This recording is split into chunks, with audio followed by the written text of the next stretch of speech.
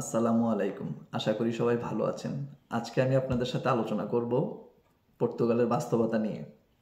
সম্প্রতি অনেক বাংলাদেশি ভাই পর্তুগালে এসেছেন পর্তুগালের D1 ভিসা নিয়ে, আর যেটা বর্তমানে পর্তুগালের ট্রেন্ডিংয়ে আছে। পর্তুগালের D1 ভিসা নিয়ে এসে অনেকেই হতাশার মধ্যে আছেন দুশ্চিন্তায়। কেন সেই দুশ্চিন্তা বা হতাশার কারণ সেটা আমি আপনাদের সাথে শেয়ার করছি।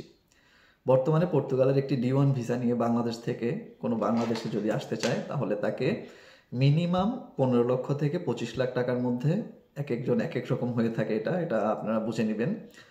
15 থেকে 25 লক্ষ টাকার মধ্যে ভিসা করে পর্তুগালে প্রবেশ করতেছেন। এই 15 থেকে 25 লাখ টাকা, এত টাকা ব্যয় করে পর্তুগালে আসার পর সে দেখতেছে তার একটি যেই জব, সেই জবের বর্তমান পর্তুগালের বেসিক স্যালারি হচ্ছে 870 ইউরো। 870 ইউরো থেকে সে তার বাসস্থান, খাওয়া, নিজের ব্যক্তিগত খরচ বাদ দিলে ম্যাক্সিমাম সে 400 ইউরো সে সেভ করতে পারবে। 400 ইউরোকে যদি বর্তমান রেট অনুযায়ী কনভার্ট করি, কম বেশি 50,000 থেকে 52,000 টাকা হতে পারে। সে 15 থেকে 25 লাখ টাকা ব্যয় করে পর্তুগালে এসে মাত্র 50 থেকে 52,000 টাকা দেশে পাঠায়, আর যদি সে ঋণ করে এসে থাকে তাহলে তার অবস্থাটা কি হবে আপনি একটু ভেবে দেখবেন। এখন এই ভিসায় কারা আসলে সুবিধা? আপনি যদি মনে করেন যে পর্তুগালে অথবা ইউরোপের জন্য আপনার একটি বৈধতা বা একটি পাসপোর্ট প্রয়োজন, আমি মনে করি শুধু তাদের জন্যই পর্তুগাল। আর না হয় যারা টাকা জব করে, টাকা ইনকাম করে স্বপ্ন পূরণ করবেন, তাদের জন্য পর্তুগাল নয়। কারণ পর্তুগালের বাস্তব অবস্থা সেরকম না। আর যদি আপনার কাছে টাকা থেকে থাকে, অতিরিক্ত টাকা থেকে থাকে, তাহলে আপনি পর্তুগালে এসে বিজনেস করতে পারেন। পর্তুগালে বিজনেস অপরচুনিটি খুবই ভালো। আর যদি টাকা না থাকে, আপনার কাছে বাংলাদেশের একটি ড্রাইভিং লাইসেন্স থেকে থাকে, তাহলেও আপনি পর্তুগালে সুন্দর জীবনযাপন করতে পারবেন।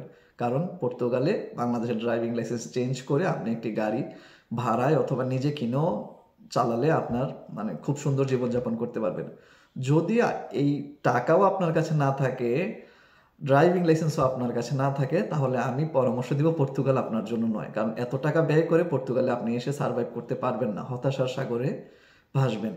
তবে এখানে আবার আরেকটি সুবিধা আছে, আপনি যদি কোনো রকম কষ্ট করে 5 থেকে 7 বছর, 5 বছর পর আপনি পাসপোর্টের জন্য আবেদন করতে পারবেন। দেন 1.5 বছর 2 বছর লেগে যায় হচ্ছে আপনার পাসপোর্ট পেতে। 5 থেকে 7 বছর যদি আপনি অপেক্ষা করে একটি পাসপোর্ট পেতে পারেন পর্তুগালের, সেই পাসপোর্ট দিয়ে আপনি ইউরোপের যে কোনো দেশে অনায়াসে আপনি সেটেল হতে পারবেন এবং সুন্দর জীবনযাপন করতে পারবেন। তবে আপনার সেই মন মানসিকতা এবং ধৈর্য নিয়ে আসতে হবে যে আপনি এখানে 5 থেকে 7 বছর স্টে করতে পারবেন।